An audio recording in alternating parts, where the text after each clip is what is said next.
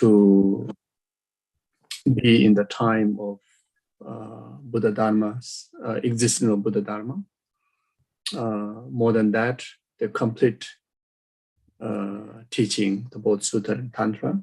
Not every Buddha's deeds in this southern world.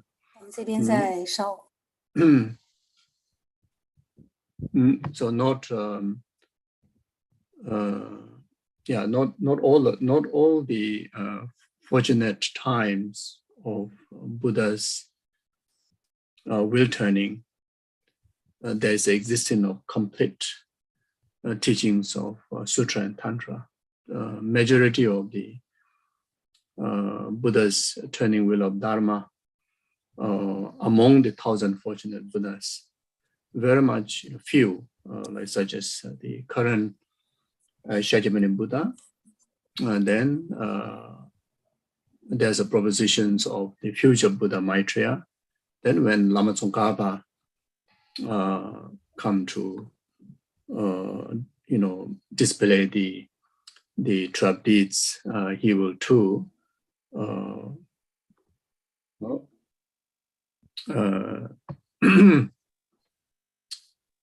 turn the wheel of Dharma, both Sutra and Tantra. So otherwise, there will be either just Sutra or the Tantra like that.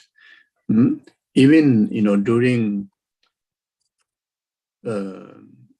the era of Shakyamuni Buddha's existence in different parts of the world, including in Tibet, there are times where there's there are times that certain enlightened emanations brought only Tantra, then certain time only Vinaya, certain time only Sutra. So to be in the right time of where there is revealing, first of all, the valid existence of the valid teachings of the complete Dharma, Sutra and Tantra. Then on top of that, the place where you are, there is existence of Buddha's emanation in the form of Guru, that who reveal the complete teachings of the Sutra and Tantra to you. So from that point of view, we are in the place, in the time, Buddha's absolute emanation, like such as his as the Dalai Lama, such as like Gyabja Lama Sopa, and all your spiritual gurus. No doubt, they are Buddha's emanation, and they are revealing the the entirety of the teachings of the Buddha, the Sutra, the Vinaya, and the Tantra. You see, so even though we are not born in the time when Buddha lively, turning wheel of Dharma in India, but if we are in the time not more fortunate than then, but at least equal, very much equal fortune. As long as if we, from our side, put some effort, joyous effort, and learning, the correct instructions from a qualified teacher that we already have, and diligently practicing it, very much consistent practice. I think what we need, I think we are studying well. The gurus are teaching in abundance of the teachings. I think what really requires is our consistency in the practice, in every day to day. In particularly the application part, application part. We have so much our understanding or our storage of the varieties of teaching is, I think, maybe more than one TB or two TB nowadays. What do you call the storage? Very big storage that I heard. So maybe more than that. But how much we utilize in our day-to-day, how much we apply those teachings, sometimes very questionable, then it's very much like, buy the most expensive device, but then we don't utilize them, one time, my master's reincarnation, a young adult teenage boy, I asked him, can I make a gift of this mobile device? And then he says, no need for now. He said, anyway, very much, even yourself, pay so much money, but you hardly use all those different apps, you don't utilize them, and wasting so much money just with that, and it sounds quite true, so therefore, this precious human rebirth, that we have all those perfect conducive conditions, and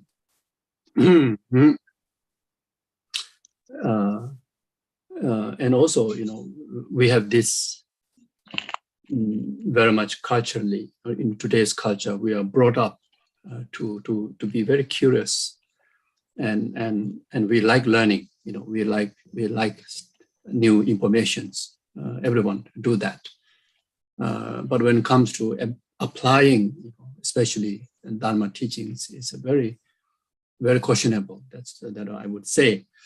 So therefore, if we miss out application of the teaching, then it's very much like you pay so much money on the device, and you never use it.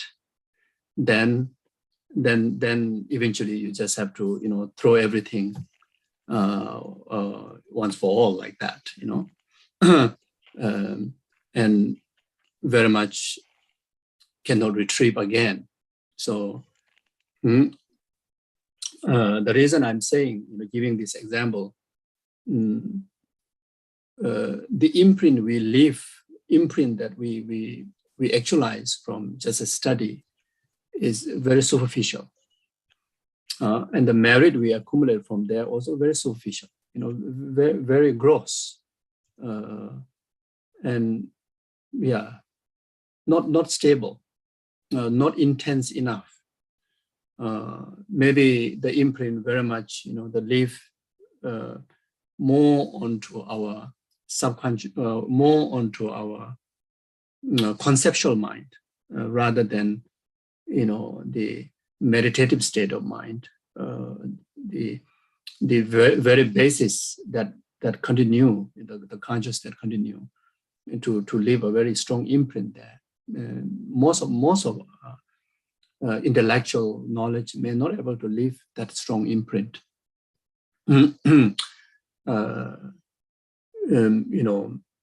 It's very much like there's no proper connection wire to link the information you collect and store into that what you call the storage or the modem, whatever, our very much our clear light mind, So if we don't do, if we let's say just a study, and also some contemplation is not good enough. So we need to meditate, and we need to apply. We need to bring into application, and from there, able to very much like we got a correct wire to transfer all the data onto our clear light continuum, and that way, and when we experience the natural clear light, there we can utilize everything what we work throughout our life. We can utilize everything very vividly, very easily, like those very fresh memory, so useful, to apply, to actualize things, isn't it? Similar way, at this stage, for us to, bring completion of the Dhamma practice, which is, in actual realization, like such as emptiness, which is very difficult, very unfamiliar to us. The complete void of conceptual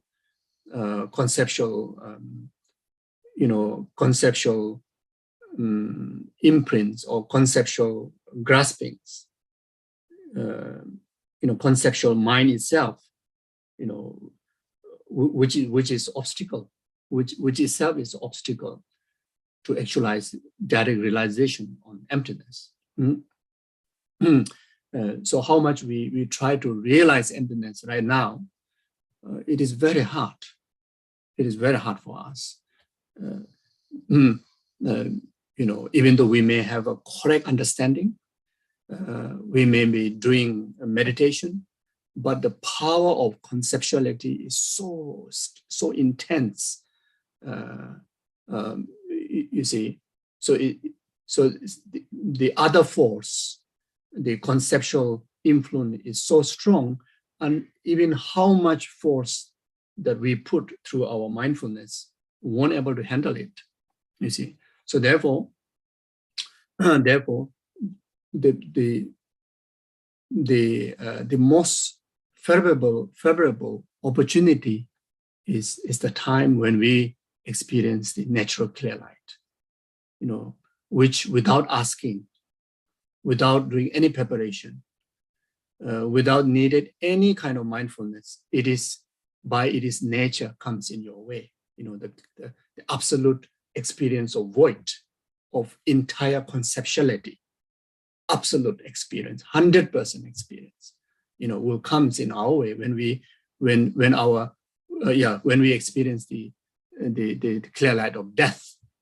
You see, so that time, so even though that natural clear light is, it is natural to everybody, whether we practice or not, whether human or animal, everyone who carry the aggregates, when the aggregates go through the transition of life and death, everybody experiences. You see. So now, since that natural basis is fully given opportunity to us, and we just need with a little effort, very much kind of little effort to our subconscious mind to be able to remember, the correct, the absorption meditation on emptiness, correct absorption meditation on emptiness. And that imprint or that influence, our gross mind cannot voice to remind. We cannot take a note on our book, to refer to. So there's a so the notes won't help, the textbook won't help. Even the memorization won't help. Even we have memorized the text, it won't help. Then even the analytical, the capability also won't help. You see, so what we need is the memorization that accumulated by our subconscious mind, our meditative mind. You see, our meditative mind. And that can be actualized only through absorption meditation. You see, not even analytical meditation is good enough. that imprint only by absorption meditation. But in order to do the absorption meditation, we need to do the analytical meditation as a preparatory. In order to do the analytical meditation correctly as a preparatory, we need to have the correct understanding. So now we have the correct understanding, as I mentioned before, and we do time to time analytical meditations. Not so much like me, but once in a while, once in a while, during good weather, we will do that. But then the absorption meditation, it is so rare. It's like a star in the daytime. It is so rare. It's almost like it's impossible, like pizza in the Himalaya mountain. So it's very, very, very much like that. So now you see the absorption meditation, we may think we are doing, but most of the time we may not be doing, even though we may think, you see, because in order to do proper absorption meditation, we need to have the meditation object to be meditated. And the meditation object of absorption meditation, you receive from analytical meditation, which is we call the wisdom of analytical meditation. And that wisdom of analytical meditation on emptiness is the object of our absorption meditation. You see, and the absorption meditation, the successful absorption meditation only happens when we gain the wisdom of absorption meditation. So we need to meditate until we gain, a degree of wisdom out of it. So it is that wisdom, not necessarily is actual realization, but is intense, how to say, intense influence that you will receive. Not just feeling good, not just feeling that things are void, but that impacted. After that meditation, your entirety of life is impacted by that. You become less grasping. You start to, without asking, without preparing, without reasoning, you always have a spontaneous arising of, dream or illusional life view. Whenever your senses relate to anything, it become like how our normal conceptual mind naturally, apprehend inherently, isn't it? Now your mind, your perceptions, whenever you open your eye, whenever you open your ear, whenever thought arises, now the spontaneous mind is spontaneous in the idea or in the understanding of illusional life, dream like, illusional life. You see, so now we can see, have I achieved the that strong needed element of the benefit from the absorption meditation or not?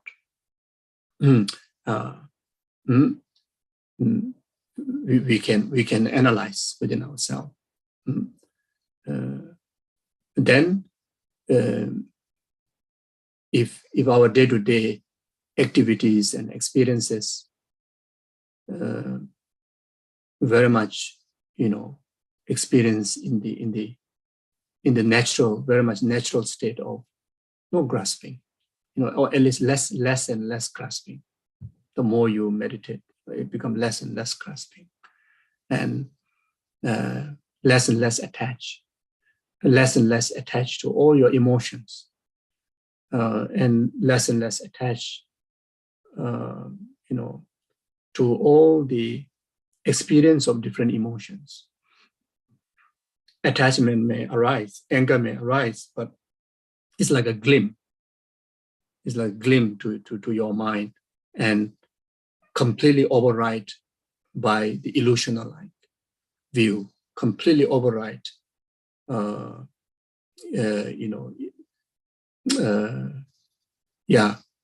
very much the losing of absolute grasping. You see, so it becomes so practical in our day-to-day. We very much almost, you don't get angry, you don't get attachment, jealousy. You become absolute peace. You are absolutely in peace, completely subdued. Always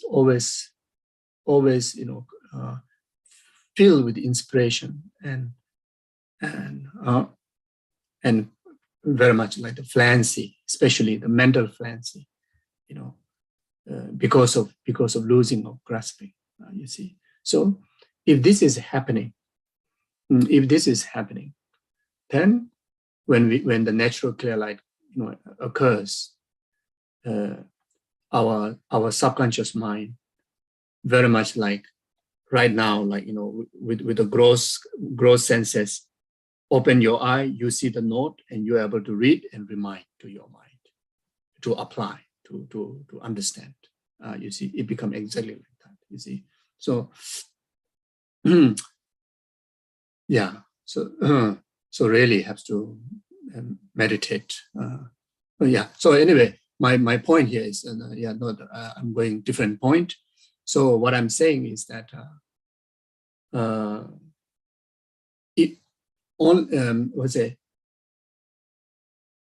only if lacking that part, the practice part, the intense practice part. Otherwise, we have everything.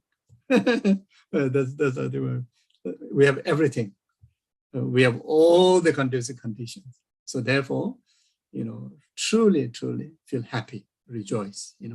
So even in case if you are fall in the category of those, not really practicing like myself, then again, never to lose courage, isn't it? Then from today onward, we try to wake up, isn't it? From today onward, never too late to start, isn't it? So, yeah. So you see. So then, very much without asking, will give enlightenment within one very lifetime. Which is possible due to the collective merit of this being of this universe. It's a collective merit of this, being of this universe. Descending Shakyamuni Buddha to descend in this southern world, and like Guru, like his Sonas, Guru like Kyabja Lama Sopa Rinpoche, all this precious Guru to be in our life. You see, it's a collective merit of all of us. Very much give us entirety of opportunity to be enlightened within this very lifetime. Not even need to wait until we reach to intermediate state or next life. Within this very lifetime.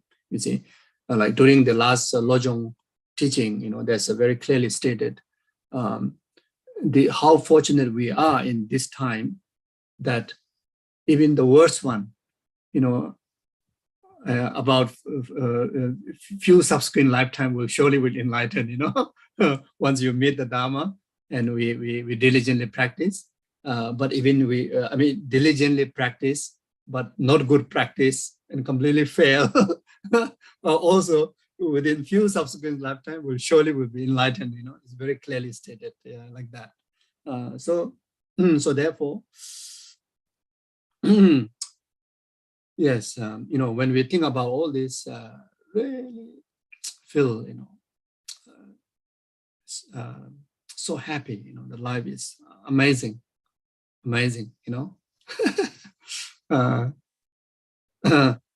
Even though physically you got here pain, there pain, aging, and in samsara, the problem, obstacles is a part of life. That's why we call samsara. If there's no problem, then cannot qualify to be in samsara, isn't it? Problem has to be there. But then in the midst of all those problems, all those ups and downs, stress, think of this fortune, really those inconvenience is like kind of so tiny, minor. And on top of that, from the perspective of altruistic practice, Bodhisattva practice, then all these problems are so meaningful, so useful. It's like wish fulfilling jewel. And that's why we regard obstacles as blessing of Guru.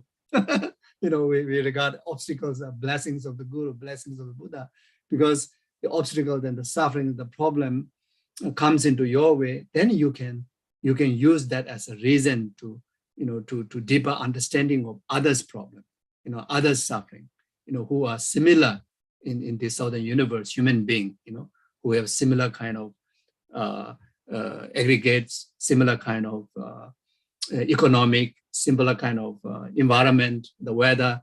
Then we can say, oh, not only me, everyone, all human beings do very much suffer like me, So then we can able to generate great compassion. You see, like what teaching Lamrim, the altruism, great compassion has to be developed by generating compassion to your own suffering, your own problem. You see, so you see, so through this practice, then really life can be so beautiful. Life can be so happy. So like that. Okay. So my point is, feel happy. Okay, feel fortunate from this perspective. Okay. Then now, not only, dedicating those abundance of merit, virtue you accumulated through money retreat, you can talk endless of the benefit of just even reciting syllable Om alone, then reciting the 6th syllable. It's unbelievable benefit. You are directly providing, medicine, like a cure, protection, blessing to 6 realm numberless sentient beings, from the 6th syllable. You see, and it's not just kind of scripturally describe those benefits. Very, very, very obvious example. You can take as like His Holiness the Dalai Lama. He is the embodiment of Om Mani Padme Hum illustrated in the human form. Compassion manifested in the human Guru ordinary form. Even though he carried the similar body like what we have, he speaks the same language we speak. He eat the same food, similar food what we eat. He live in the same this world system environment. But the benefit that he brings, even in the the obvious form, infinite human, millions and millions of human beings. Then, when we relate to our own, example, if you happen to generate, genuine sense of compassion, love, respect, kindness to, one ant that crossing your road, or one cat or dog crossing your road, and then you mirror yourself, you will see how beautiful you are, how amazing, how artistic, how beautiful soul you are, soul or mind or whatever, how beautiful you are. So it's not just praising His Holiness, like just adorning with so many great words, not like that. You can be, each and every one of us here, we have done in some way, even the small way, being kind, being respectful, being compassionate. And that time, when we think about our being, it's so beautiful, it's so amazing. and it's worth having this life, isn't it? Now, when you relate the actions of His Holiness and the complete, overwhelming great compassion and altruism of His heart, then numberless sentient beings, without any doubt, have benefited infinitely to the infinite sentient being. You see. So therefore, each time when you recite Om Mani Padme Hum, you transmit those benefits, like what Cheresik does, what His Holiness does to all sentient beings. Unbelievable benefit like that. Then on top of that, there's so many other virtues that you accumulate. So not just dedicating, that for the well-being of numberless sentient beings' well-being, we dedicate entire our life from now on. That's the main dedication in the service of any sentient being comes in our way, in your best ability. How hard it is, how challenging it may be, but then, try to guide our attitude, completely in the understanding of the interdependent relation to others. Then sincere compassion, you see. Start with yourself, the way how you deal yourself.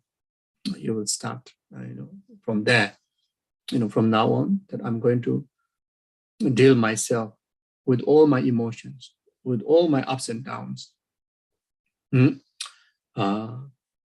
when I arise intense anger, even when I,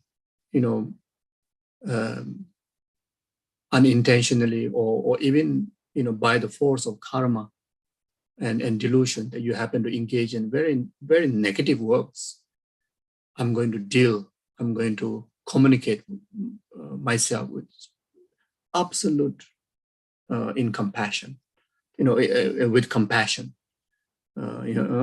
gentleness, lovingly, kindly. Then similar way, I'm going to do that to the rest of my family members, and then to the rest of the people that day to day that encounter, like in the office. Office is one of the most challenging place, especially with the colleagues. Even in the Dharma society, Dharma center, it's not easy to deal with the human. Everyone carry egos, and self-importantness. It's so hard. But if you carry that immense system of compassion, dedication of your life in the service of their well-being, then yourself like completely unaffected with every attitude of others, and most of all yourself able to always enjoy peace, isn't it? Peace and happiness. So may all the merit we have accumulated through money retreat be the complete conditions, complete causes for me to able to dedicate my life, as said before. Then those of beings who cannot reach directly through my speech, through my physical service, then at least I will do that through dedications of my merit.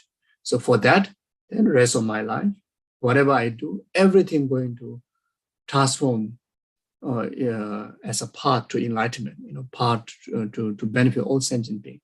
Everything you do, even ordinary things like cooking, doing jobs, everything I'm going to actualize as a path to the all the way up to the enlightenment, the well-being of numberless sentient beings. So at least I will do that. So that kind of dedication. Yeah. Okay, so it seems like this is done, dedication and motivation, everything. So maybe we better do question answer. Yes, maybe better do question answer and see what comes. So Geshe, a few questions that I sent for you in the email. Did you want to go with those first, or? Yeah, I saw. I can. Maybe whenever you like to, if you don't mind, you read the question. Yeah, I can find. Thank you. Okay.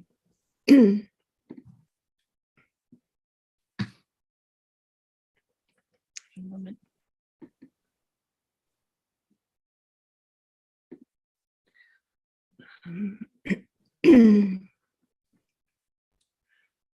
So, Geshe, the first question was, as I send out Mani mantras to all the realms, I feel like I need to understand them better. Can you please help me understand all the realms? So the question then sort of sets out, there are three realms: the desire, form, and formless. The desire is divided into hell, hungry ghosts, animals, humans, jealous, gods, and gods. Can you please explain the form and formless realm, and where do pure realms fit? And are the jealous gods and god realms a progression from the human realm? And where are the four formless absorptions progress into? Yeah. So the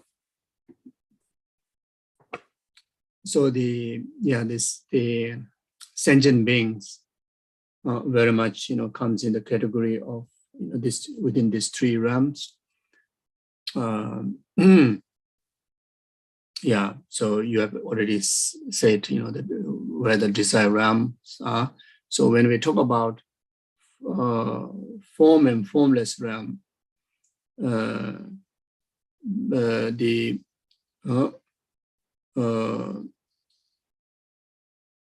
is very much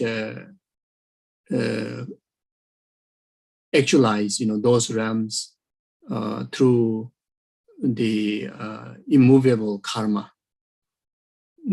The karma to be born, karma to be born in the desire realm, there are virtuous karma, non-virtuous karma, mainly virtuous and non-virtuous karma.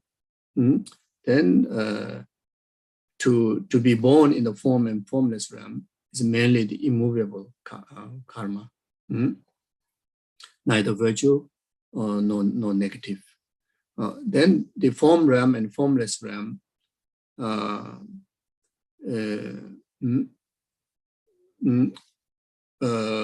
so there are 16 different form realm, sugamneri. So it's 17 different kind of stage levels, stages or like states. There are many like that, which is still within the self-existent. Then the formless realms, you don't really spot in a particular place. It can be anywhere, but very much, the formless realms are actualized on the basis of, it is level of concentration and level of the formless, concentrational, the pleasure or the fluency that they experience by negating, the four concentrations of the formless realm, negate the more gross level of unpleasantness, then aspire to the higher level of peace. Then through the concentration, then they achieve the next level. So they do like that all the way up to the achieving of the fourth level. Yeah, very much you can understand through the intensity of their concentration, intensity of the pleasure, pleasure that you derive from concentration. Then through the degree of the limitation to the concentration. So like that. Then the Tushita Pure Land, which very much within the desire realm, within the desire realm, there's a 33 God realm. So from that realm is the distance described as very much like a village and a monastery. So not far from the 33 God realm. So then there is the Tushita, Tushita Pure Land, where the future Maitreya Buddha resides as a emanation, as an emanation body. Like Lama Tsongkhapa's reincarnation also reside there as an emanation body, and there is a pure realm, not influenced by the gross desires, gross delusions. Always abide in aspiration, practice. Then uninterrupted Dharma discourses from Maitreya, from Lama Tsongkhapa. Then they are like very much like in like our Dharma community. There are so many senior Bodhisattvas. They also teach. So there's regarded as even in the drawing that you can see, it's like a castle or mandala, house. So that is the Dharma house where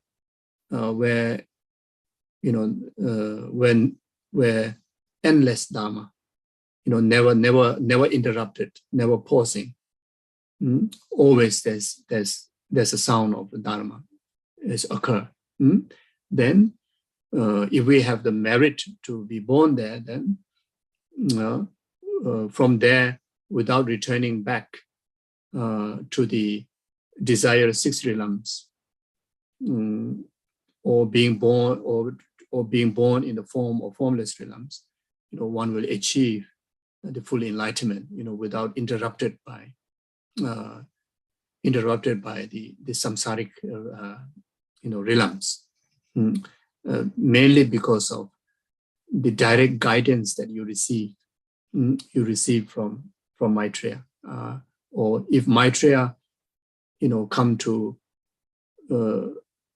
turn the 12 deeds in the southern world, then there will be another the principle the Sambhogakaya aspect of the Buddha will reside there and continue to benefit like that. So very much those who born there,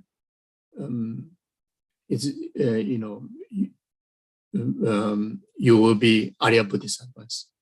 So your surrounding is everyone is Arya Bodhisattvas. So completely surrounded by Arya Bodhisattvas, not even ordinary Bodhisattvas like that. So yeah, so require immense of merit to be born there like that. Is that okay?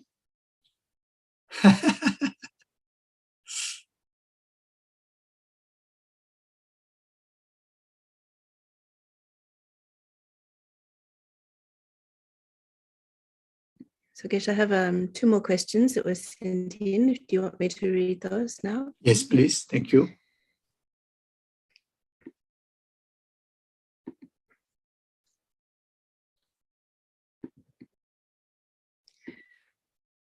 So Geshe, this question is in relation to tantric empowerments and initiations that have been made available online since COVID changed the way we receive teachings. As someone who lives remotely and has little access to in-person teachings, would it be better to take the empowerment from His Holiness the Dalai Lama as a blessing for the mind stream rather than an actual empowerment, especially if there is confusion in relation to commitments or practice Or is it okay to take a highest yoga tantra empowerment online and then use books and online teachings to piece together the practice of tantra? Yeah, it's very tricky. I think I would say that it's more beneficial to just take as a blessing, if you are not ready with all the preparatory practices, preparatory knowledge about the initiation, and then just take it as a blessing, maybe better. But giving initiations, online transmissions, and even the precepts, those lineage holders that who are really in high realized, they are high realized being who have spiritual authority. Through the lineage, they were granted spiritual authority, like His Holiness. Then they can, based on the reality circumstances like COVID, or maybe it could be even like His Holiness, the movements, he may not able to travel, as like in the past because of age, or because security, etc. Then if there is genuine readiness of a disciple, then when that guru grant the permission to be received through online, then you will receive it. Even during Buddha's time, there are circumstances that Buddha transmit teachings, through letter. There's also circumstances that happen. Even ordinations was done, through message. That also happened in the past, even during Buddha's time. But there has to be very, very critical and valid, circumstances that which the ripened disciple, qualified guru, but the journey or the health or whatever really doesn't permit to be in person. But if we have the opportunity to be in person, then we just take easy way to receive online. Then the circumstances are not qualified. That is very much may fall into a laziness. There are many types of laziness. So we have to put full effort to be in person when it is, if you are receiving the Dharma transmission, like oral transmissions or initiations or vows, at least these three things, or commentary, as a guru disciple, then there's a strictness from Buddha's time up to now, that has to be in person, and which really the tradition has kept up to now. And I think very much during the COVID, I believe, from my side, I believe mostly it's more like a blessings, to the majority of the participant. I think even His Holiness may be giving just more like blessings, even though there may be some actual disciple that may be just only one person that may be listening in his the teaching yard. But in the rest of the world, even though there may be thousands and 100,000s or whatever, for majority maybe more like blessings. So it's very much depend on you and the Lama. And sometimes you can also witness, like His Holiness directly say, this particular initiation, this particular teaching, this and people from here and there, you will also receive. There are many cases that teaching like initiations, he even declared that they receive in China, receive in Tibet, or receive in certain places like that. But just for knowledge learning, then online is perfect.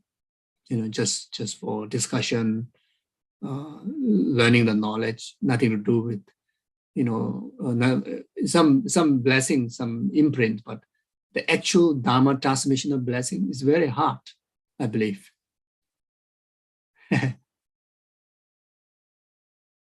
Yeah, so we still have to put effort in person.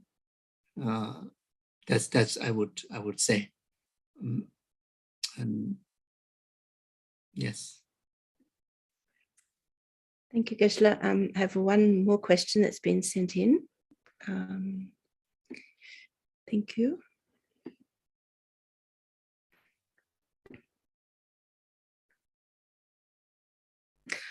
I'm a Western student going from class to class, teaching to teaching, book to book, and it feels like I have started my Buddhist journey somewhere in the middle. My daily practice is really not more than reciting Om Mani Padme Hum. I was wondering, Geshe, if you could advise of a starting point, a place I should start learning from first before diving into complex practices like Tantra. I'm also aware of our time here in this life is so limited, and I sometimes worry that I have left my practice too late, and that perhaps that I should be trying to learn more complex practices like Tantra. So what advice would you have, Geshe? I feel I have set sail only to sink.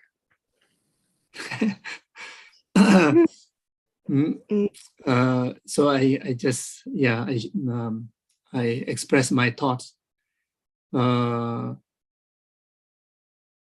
Yes, and not just my thoughts. I mean, based on the teachings from all the sutras and tantra, Om Mani Padme Hum is the supreme practice. Om Mani Padme Hum is the practice of tantra and practice of sutra, both. There's no more profound than Om Mani Padme Hum. If you practice Om Mani Padme Hum with pure compassionate heart, that is the most powerful for your enlightenment, for the benefit of others. That will fulfill all your realizations, blessings on tantra and sutra both. So you are in a good hand. So and if your curiosity or time and effort allows for more complex tantric practices, then yes, you can do it. Why not? There are many advantages there, but then you and me as a Om Mani Padme Hum practitioner, all those tantric practices just simply more illustration of the meaning of Om Mani Padme Hum. Kala Chakra, Heruka, Yametaka, Goya Samaja, Haya Giwa, or all the deities you name, all the Buddhas you name, all those practices and teachings and Buddhas are emanation of Om Mani Padme Hum. So Om Mani Padme Hum, word is so short, so simple. And the meaning also can explain very, very short also. But you want to explain a lengthy meaning, we have to teach 84,000 teaching, both Sutra and Tantra, like that. So therefore, Om Mani Padme Hum is supreme, So just because of little word and brief explanation that we hear about, cannot underestimate. So that's one thing. As far as concerned with general study of structured the complete Buddha Dharma for someone who is a bit busy of our life is a lamrim. especially Lamrim Chemo, the gradual part of enlightenment, the great Lamrim. It's in fact very easy to read, very easy to understand. You start from very beginning page and try to complete reading again and again the rest of our life. Lamrim is something that there are monks and nuns and even some lay practitioners say they really very much like do sadhana, keep accumulating Lamrim, reading from first page to last page, say 5 times, 10 times, 100 times. Some even target 1,000 times. Take a long time, but people do dedicate like that. And basically, the entirety of in-depth understanding of Lamrim only will actualize when we become Buddha. Until then, we never can say that I have understood Lamrim, I've completed understanding Lamrim. Lamrim. So we have to study until we gain Buddhahood. So when you stick on Lamrim, then you will never go wrong. Basically, you take Lamrim as your constitution of your dharma. Yiksha. You can say that constitution text. Yeah. So you take the Lamrim, then you can listen many different teachers' teachings, many different commentaries. But you take Lamrim as a kind of where you hold your principle. By doing that, if you are a tantric practitioner, your tantric practice will improve from there. Your realization on Tantra will improve from there.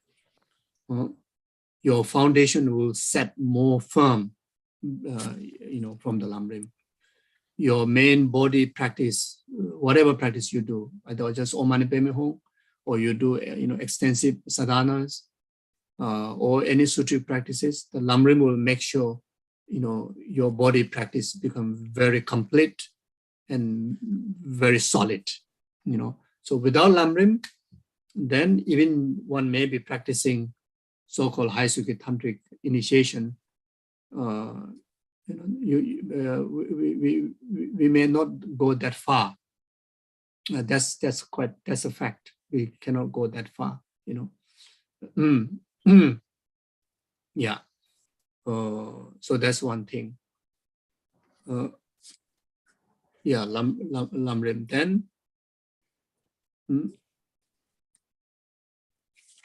Then if you wish to, I think just stick with Lamrim. Yeah. If you have if you already received some tantric initiation, then you can explore detailed teaching on the tantric ground and path by Lama Tsongkhapa. So that will give again extensive, complete knowledge on the entirety of the 4 schools of Tantra, which these 2 texts are Lama Tsongkhapa's very much like the main, the essence of entire his composition, of Sutra and Tantra, like that. Okay, then on top of that, as a practice, when you consolidate the entire Lamrim practice, then you try to consolidate in 3 principal aspects of the path. Train yourself in the practice of renunciation, bodhicitta, emptiness, something like that. Thank you. Geshe, I have a couple of questions in the chat also, if that's okay. Sure, please. The first one was, for the SAKA DAWA merits multiplied 100 million times, do we base on India time or, for example, in Tasmania time? is 4.5 hours ahead. So the merit day can last up to tomorrow 4:30 a.m. Okay. Yeah. Anyway, I rejoice being very, very, very, very Yeah. how to say, serious, taking serious. Wonderful. Mm. You have to base on your local time. So that's what also said in the Vinaya teachings. When the meritorious events and also the precepts, everything based on your local time, wherever you are. Yes, your local time. Thank you, Geshe. Have one more here.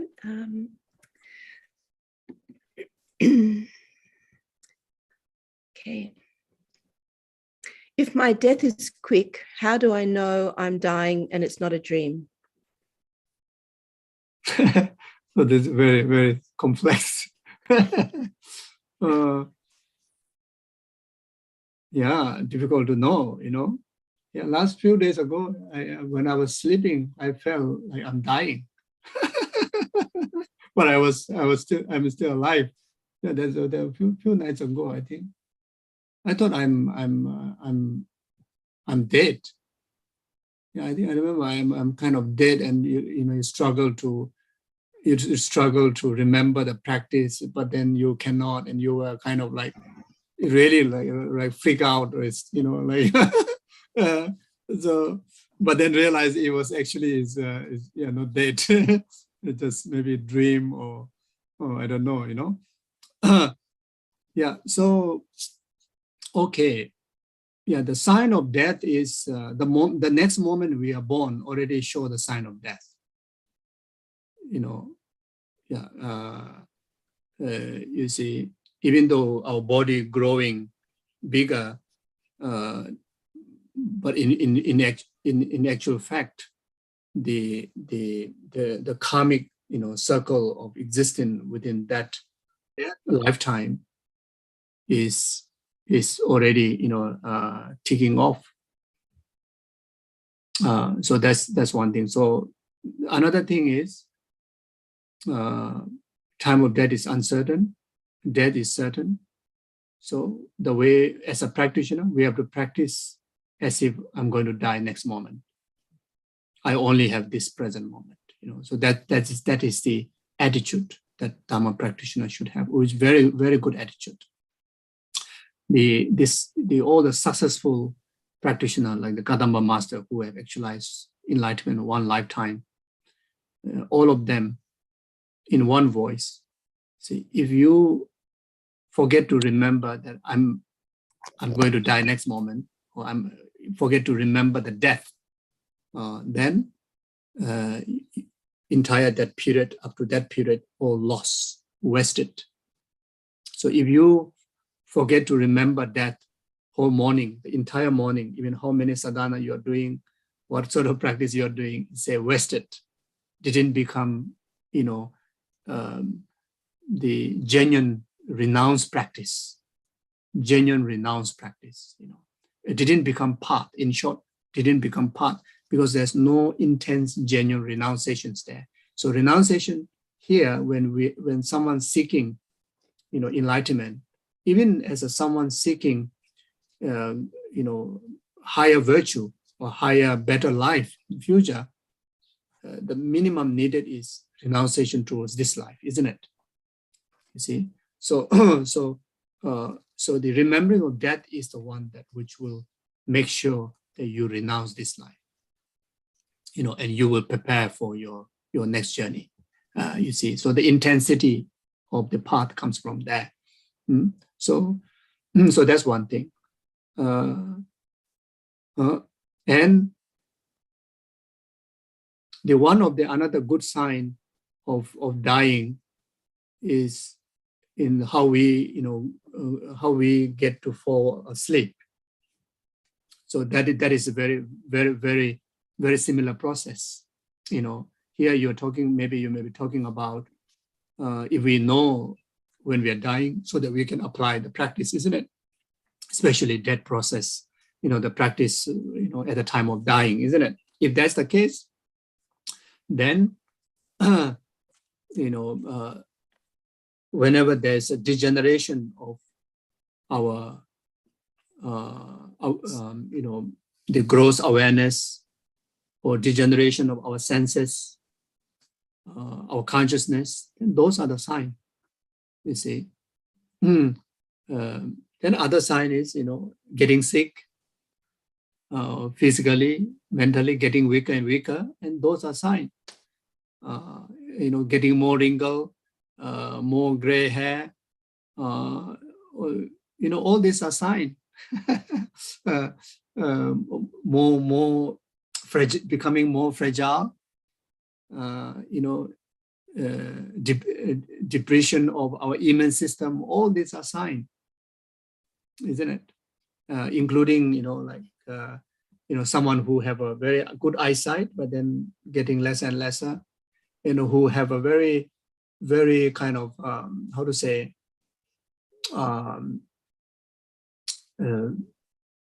very moistured, skin, then require more and more needed to apply moisturizer. This is also a sign. Then the hearing, hearing getting worse and worse. All these are signs. Memory getting worse. All these are signs. I'm saying this because when you look at the death process, the degeneration of the 5 elements, then there's an impact of draining the moist in our body, then the strength of our physical body, the more body sagging, all these are signs. You see that because the earth element is dissolving, that's why it happened. You need more moisturizer because the water element is decreasing. Then there's the imbalance, the heat and cold, like hot flash, cold flash, all these are sign of the fire element, fire elements like that. So these are all signs. There are many, many signs. Almost everything is a sign. So that's why the best is we practice as if, we have only this moment to practice. This breathing moment, this moment of awareness, you practice as if this is the only life moment. Yeah, like that.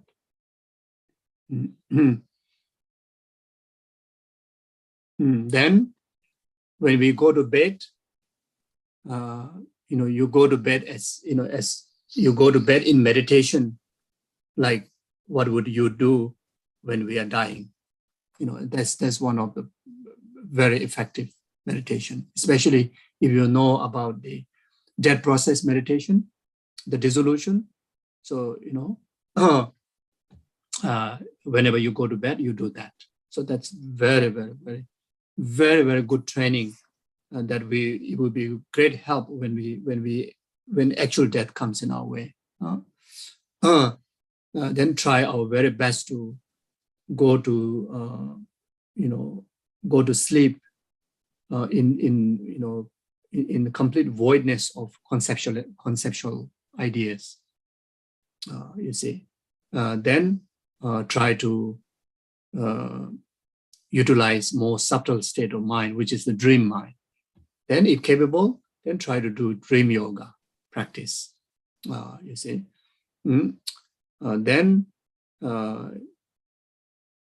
if in case next morning you realize you are not dead, then you rejoice. You feel appreciative of life. Then you dedicate again. If I have many years to live, the rest of the year I'm going to practice. If I have only up to next moment to live, I will also dedicate my life in practice. So then you direct your day-to-day life like that. So it would be very meaningful. Thank you. Thank you, Geshe. Zara's got a question. If you'd like to unmute, Zara, you can ask your question. Hi, Geshe, Ashidalek. Ashidale. My question is, I think, like someone said before, we have the sense of urgency because we know that, things are impermanent. And I think many of us have spent several years studying from books. Now we have video teachings. Occasionally, we may attend an in-person teaching. It's a little difficult to measure your progress or what's happening without a teacher. And there's that longing for we say, Tsawai Lama or a Root Lama, there's a longing for your teacher. I was wondering if you have any thoughts on, because until we have the good luck to meet the Tsawai Lama and ask to be accepted, and then if we are accepted, all of those things have to happen. But until then, we are studying pretty much on our own. Okay. Yeah. Yeah. So,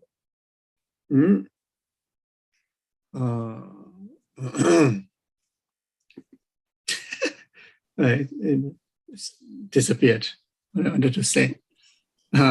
When you were talking, I have all the answers, but then after that, this is a sign of death occurring on me. Okay.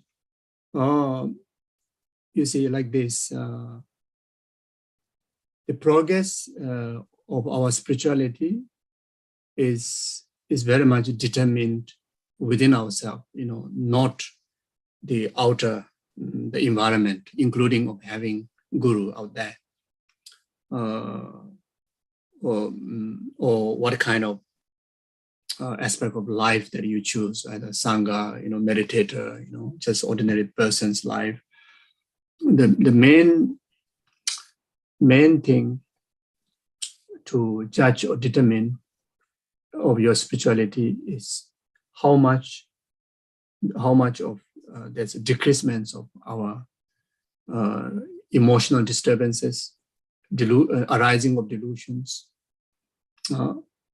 then increasing of inner peace, increasing of containment, increasing of inspiration, increasing of faith.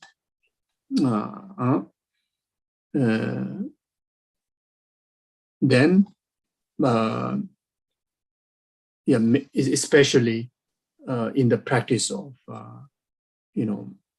the wisdom aspect and method aspect, becoming more and more altruistic, more and more, selfless, more and more detached, So those are the sign of the practice. I think there's a quotation. Buddha have asked, what do you have gained from meditation? Buddha replied, I didn't gain anything, but there's something that is happening that I lose my delusions. Fear of death. I lose my fear of death. I lose anger. I lose grasping. So those are things that I gain from my meditation. I think I saw that kind of quotation from the conversation with Buddha. So that's one thing.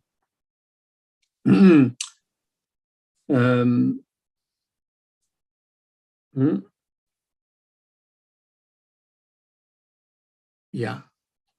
So as far as concerned with the guru,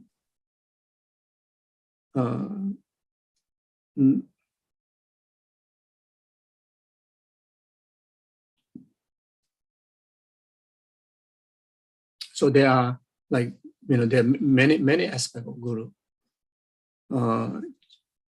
Qi Nang Sang Sum, the inner guru, outer guru, the secret guru. So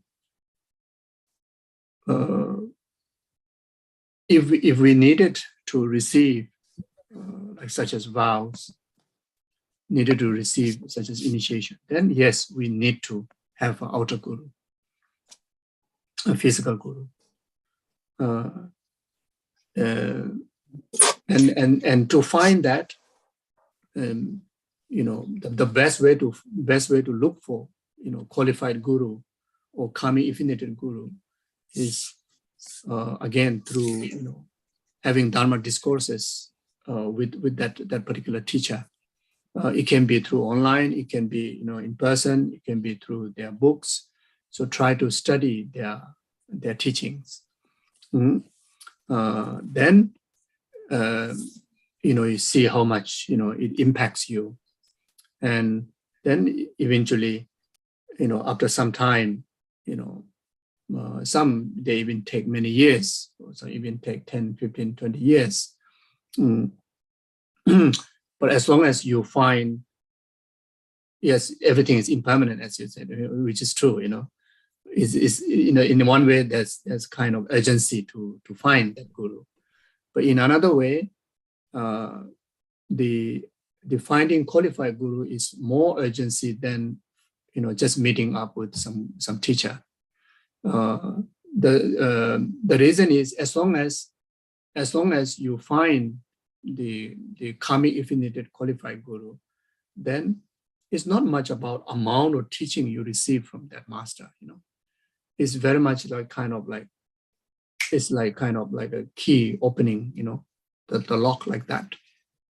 It just maybe just one word of advice is good enough, that really kind of consecrate entirety of your spiritual capability. Or it could be just one initiation. It could be just one order transmission. It could be just one teaching, or it could be just one blessing. So like that. Now another way is that since you're looking for a qualified guru, but then still unable to find for even after many years, I think we don't really need to panic about that. As long as you continue to prepare yourself with all the preliminary practices, like accumulation of merit through virtuous deeds, which you can do, and do a lot of purification practices, which you can do, and living in the practice of common path, which not necessarily that you need physical guru to guide you. Then, because of the force of enough merit, even it can be next lifetime. You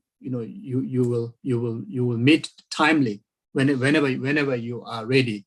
And in many practitioners' case, they even meet their Vajra Guru when they reach 10 bhumis of Bodhisattva's path. And they never encounter any tantric teachings like initiations.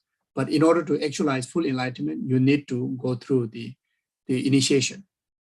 That's very much like the ultimate. So then, at the 10 bhumi, which is very much like few moments before becoming Buddha, your karmic affiliated guru will manifest there, initiate you, and next moment you will be enlightened. So from that point of view, this life, if you have a physical guru, which is wonderful, if you have a qualified guru. If not, as long as you are living in practice of accumulation of merit and purification, I think you are safe. But then again, if you're able to meet physical guru and able to receive teaching directly, of course, that is unbelievable, amazing. That's one of the greatest thing could happen also. Especially yourself very much ready with the preliminary. Then when you meet the physical guru, you get you receive vow, you receive initiation, then you receive all the transmissions. Then that's the most meaningful thing that could happen in our lifetime. So that's one thing. Now, from another perspective, we in fact always have guru. Shakyamuni Buddha is our guru. That's our ultimate guru. Guru Shakyamuni Buddha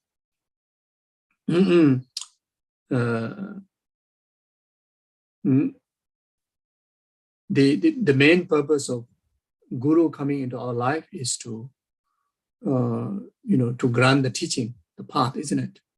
So Shakyamuni Buddha's teachings are available, and he have stated that as long as his teachings are alive, as long as you connect with the teaching, you're connecting with him. So even to like Lama Tsongkhapa, as long as you connect with his teaching, he says that you're connecting with him. Even he is in person meeting you, he say he have nothing more to teach you and say than the teaching, the Lamrim, so therefore, but then again, it's wonderful to have someone that who really know how to teach correct explanation of the teaching. And if there's anything that you need to clarify, that someone really attend you to do the clarifications. So for that, you need someone, and those can be your tutors, can be those scholars, those really wonderful teachers, whom not necessarily that you need to rush to make a commitment of guru-disciple. So I think whatever I've said before is more about the guru-disciple relationship, you see. Otherwise, I think the text is the best teacher. And if we have a trouble understanding of those texts, then we need someone that can explain. And I think there are plenty of there out there. You can choose, isn't it? As long as we don't commit guru-disciple relationship, I think we are still safe to learn from them.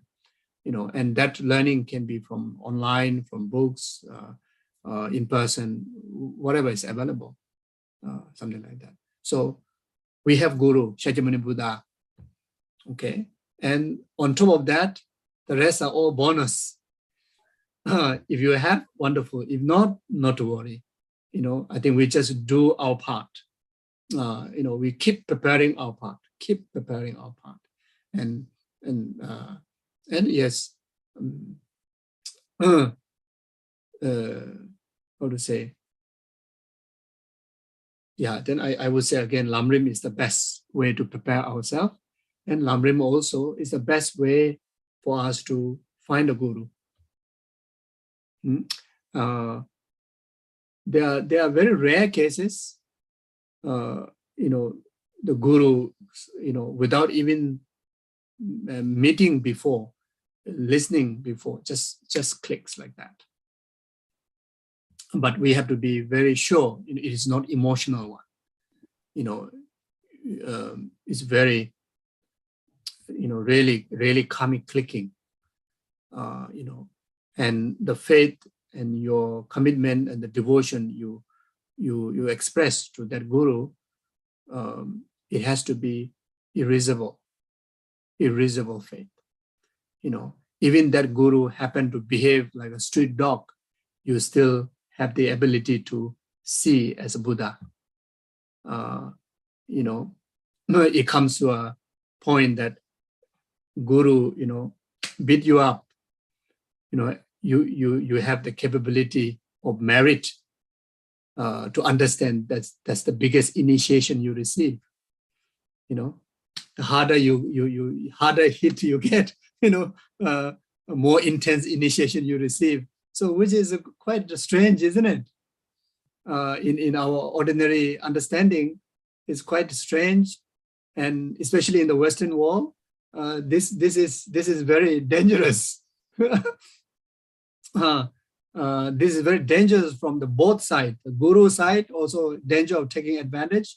The disciple side also very easy to commit immense of negative karma. After committing guru disciple, then people criticize and people misunderstand. Then then we follow our own delusional perspective. So dangerous. So therefore, we have to be really, really, really sure. Really, really sure. then every scolding become like a powerful mantra to dispel all your obstacles. It's not easy. Not easy. The guru spit, all the saliva become like immortal nectar. It's unbelievable. Guru whip you, when you're naughty, whip you. It's like very powerful initiation, high tantric initiation with the whip. So that's why that's why I say it's very rare. If that happens to be the case, then it's like very fully ripened, immense of merit disciple with enlightened guru meeting. Then everything is done. Otherwise, it's a big problem. Otherwise, better follow strictly Lamrim, Even takes 12 years, no worries, as I mentioned before, your path will progress until 10 bhumi. Even without tantra, you will progress. As long as you prepared, you wait there 10 bhumi, Guru will come to you. All the Buddha will rush. All the Buddha will rush. I want to initiate. So we don't have to worry about, will I get my guru to initiate me? I'm already waiting. Just only 5 minutes to be enlightened. Where's my guru? So we don't have to worry that. So something like that. Okay, thank you. Geshe, do you have time for just one more short question? Sure, yes. I think sure. This is from Meda, so from the group there. So one was, if no Bodhanath statue at home, which direction should one make prostration? And Can you say again? The next, if no Bodhanath statue at home, which direction should one make prostration? If no Bodhanath stupa at home. Yeah, it's a statue, so I'm not sure. Meda, I'm not sure if she'd like to talk. Okay. Where is she? But no, maybe not. Okay. That's how the questions. If no statue at home, then which direction I should prostrate? Which direction? Wherever your visualization, appears, you prostrate that direction. No Buddha statue. Sorry. If no Buddha statue, then you prostrate. Sorry, here I'm here. Any direction, in 10 direction, no problem. So no statue at home. Yeah, no statue. Then you can prostrate any direction you like, wherever is comfortable, isn't it? Yeah, I think you can. But if you are, let's say, if you are practicing, certain particular deity, then,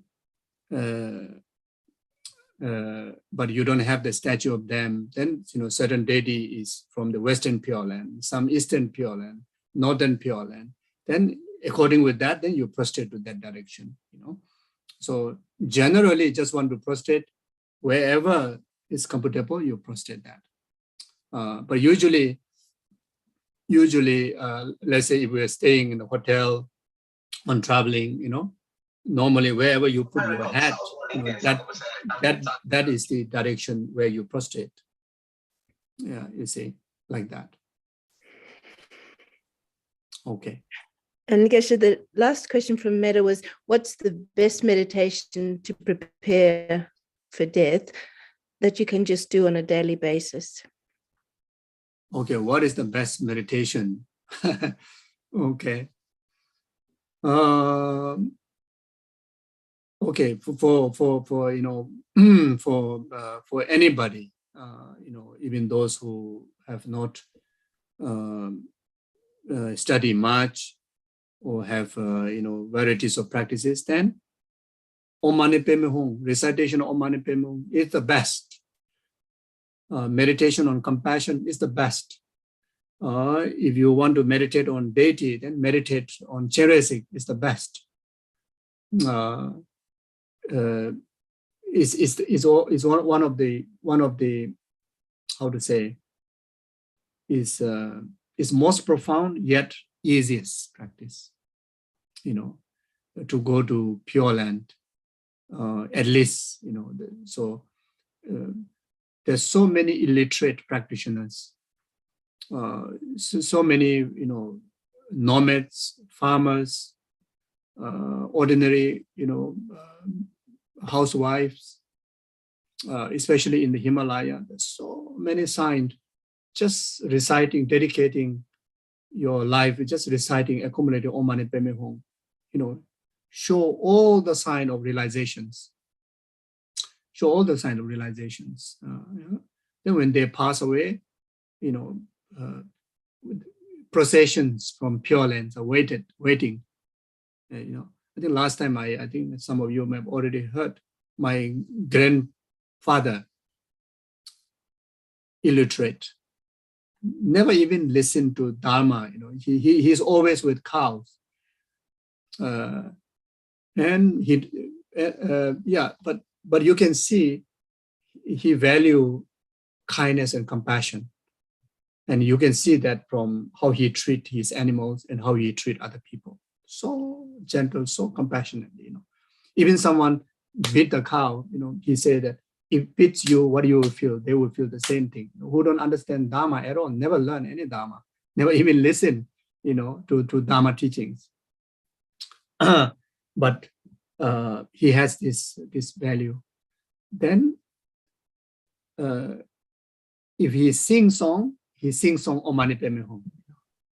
He put the Om Mani Padme Hum in tune. When he want to talk to his cow, he recite Om Mani Padme Hum to talk. He sings song. He's very good in fluid. So he put the Om Mani Padme Hum in the fluid kind of rhythm. Then he played that to his cow, So all the cow, just whenever he played that, all the cow will come to him and sit there, like that. I witnessed, when I was small, I go with him. I like him so much. I go with him and stay in the nomad area. So then he hardly talk, almost like there's no idle gossip. He would never gossip, It's just Om Mani Padme Hum, Om Mani Padme Hum, Om Mani Padme Hum. So he had one prayer wheel, and in that time, the prayer wheel, how big also, you have very thick paper. So only a few mantras, the whole life he turned like that, And the mala, the Buddhist mala, until he turned, at the time when he's dying, his mala is like so sharpened by his thumb, like that. And you can even witness from the nail that in just, give, they hardly cut the nail, but you can see the very like a half moon shape like that. So amazing. So then, yes. Then when he passed away, before he passed away, he think of Guru Cheresik. Unbelievable. He just had that in mind. Then some of relatives, when they trouble, so give him like some money. So at that time, maybe about less than maybe 100 rupees, Nepali rupees, his possession. He said, please offer. And he has this, the Tibetan style, wearing one Z and the coral, wear on the neck, just 3 pieces. He said, offer this to Guru Cheresik, offer to His Holiness. Then he was bedridden about 1 week. Every day, what he see, he was very like a delight. He said, so many sanghas with all the ritual instrument waiting there, waiting so long, he described it so long, like that. Then over there, it's Cheresik. Right at the end there is a Cheresik. So it's, the procession towards there. Unbelievable. So this is not just a story I hear from people. I witnessed myself. I hear from him. That time he saw his eye can open completely, like that. He's bedridden like that. But so about 1 week, every day he has this vision. Then after he passed away. Yeah. So Om Mani Padme Hum is no greater than that. And anybody can practice. like that, okay? And you can practice anywhere, while watching TV. If you like watching TV, you can practice while watching TV. If you like gardening, while gardening, you practice Om Mani Padme Hum. Just recite Om Mani Padme Hum. While jogging, while doing exercise, while cooking, there's so many other practices require this and that, preparations. Om Mani Padme Hum, you don't need anything. You just remember to recite, or remember to think Cherezik, or remember to generate compassion.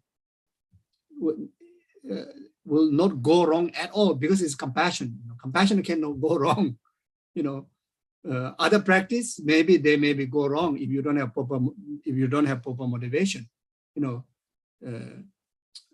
see, if you practice some other deity, wealth, activity, then maybe there's a danger of influence of worldly concern.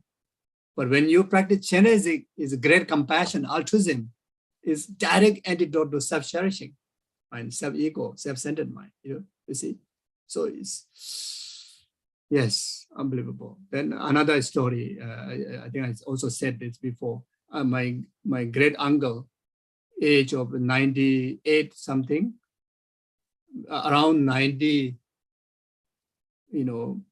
suddenly become youth, become young man. Before that, he needed attendant to cook for him, take care of him. But then suddenly he manifests young man. All his teeth came back. 98 years old man came all teeth, called Mani Tungso. There are so many who recite Om Mani Padme Hum. Then each million Om Mani Padme Hum, one new teeth come back. 1 million, one bonus gift of new teeth. So he got the bonus, Om Mani Padme Hum teeth all complete. Age of 98. Before that, all his teeth no more, but came back newborn like that. So these are real. I also saw him. This uncle, I saw him. I saw him. Yeah, he's a meditator like that. And he's he's a great learner. He went to Tibet to learn from Nyingma, Kagyu, Sakya. He's mainly from Kagyu. Then he went to Bhutan. He's one of a great scholar, but he consolidated entire his knowledge and practices in Om Mani Padme Hum recitation. Just Om Mani. His sadhana is just Om Mani Padme Hum. There's no other sadhana, to read. But he has so many initiations, so many other practices. He used to do that before when he was younger. But then later part of the, like age of 70, 80, everything consolidated in Om Mani Padme Hum. Everything like that. You see, then Kyabje Lama Sobaram, which is mother, illiterate, very busy taking care of, the children, cows, almost there's no time to sit down and meditate. You see, so he just recite Om Mani Padme Hum. She just recite Om Mani Padme Hum. You see, and one of the most compassionate women, but illiterate. Don't understand Dharma. The philosophies, etc. So when after she passed away, she reincarnate. Choose her own parent, her own life, and reunion to meet, Kyabje Lama Sobaram like that. And that also I myself witnessed this reincarnation. When the first time when this reincarnation was invited to meet Rinpoche, when Rinpoche went to Laudo, I was one of the person who went to his house, and my first impression is like everything become peace, that what you felt because of the impact of the Om Mani Padme Hum, the compassion like that is. So there are many other examples. Okay, so I better stop here. So Om Mani Padme Hum, the best. And also, not only because I'm saying that today because of Om Mani Padme Hum, the money retreat, and in generally, anytime you ask this answer, this will be the answer.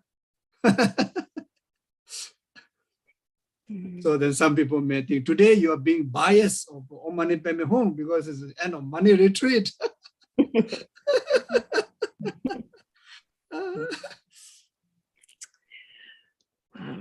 Okay, so maybe we stop here, yes?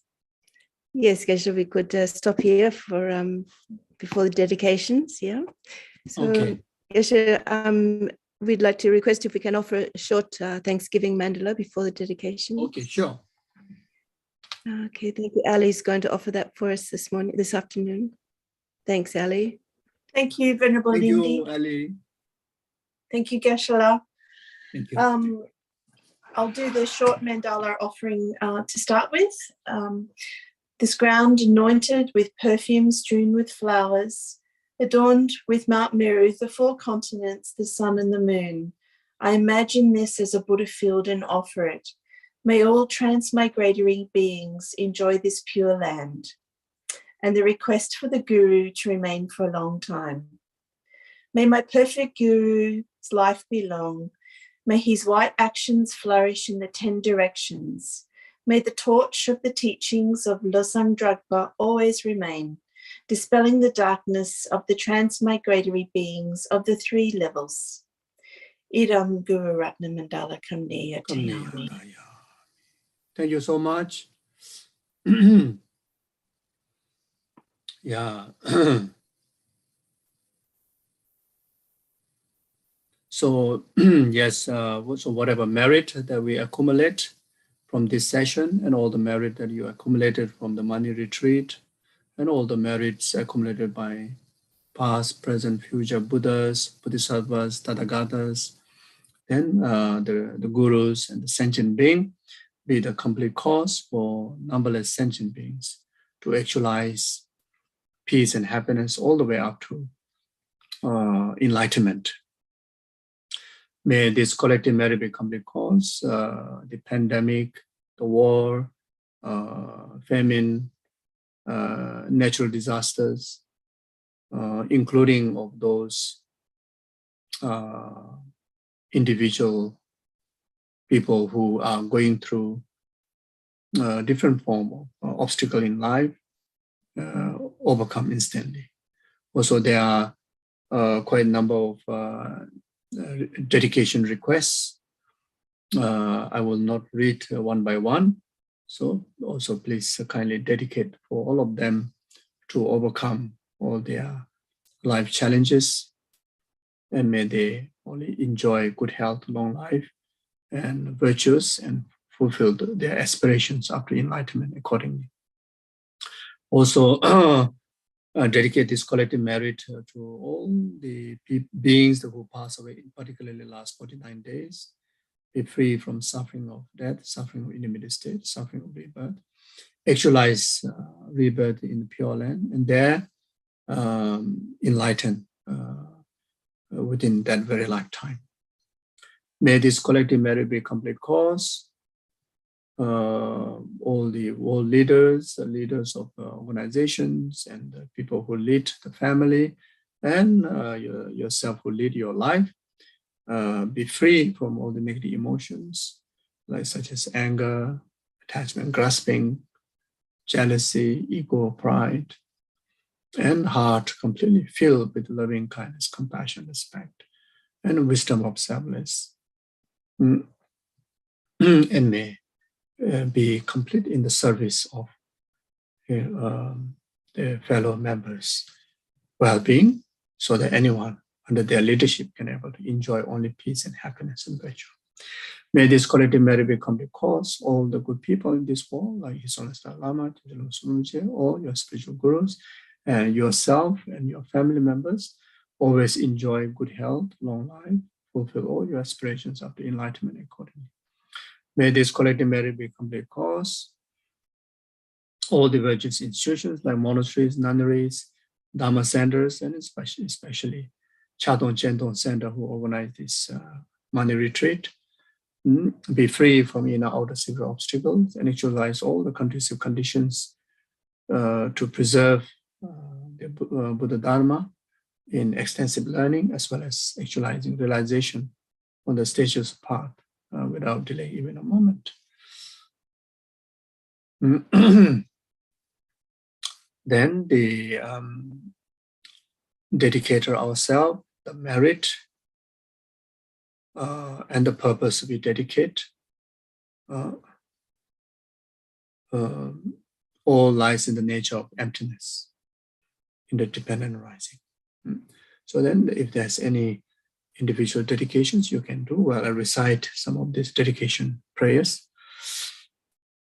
Oh, Jawadi, Nudo Lama Sanja Dubion, Dowachi, Yamalipati, Sala, Gubarai, Show, Chanchu Semjorin Bojema, Jepanam, Kiju, Jawanya Bameba, Kone Gondo Pevra Show, Tony Tawari Bojema, Jepanam, Kiju, Jawanya Bameba, Kone Gondo Pevra, Tawari Bojema, Jepanam, Kiju, Jawanya Bameba, Kone Gondo Pevra Show, Karira Kore, Singam, the Pena de Malijo, and a Cheres and Tenzin.